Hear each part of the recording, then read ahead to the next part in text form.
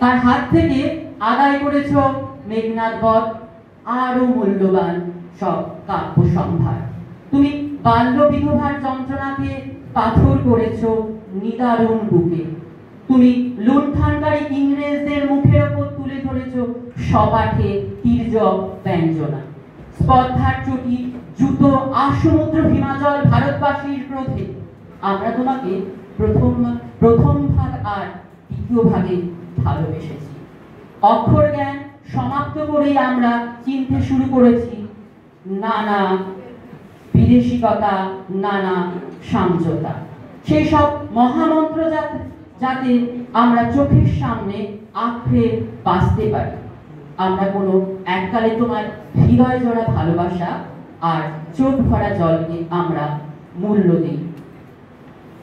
আজও বহু সমাজের বিধবা বিবাহ অথবা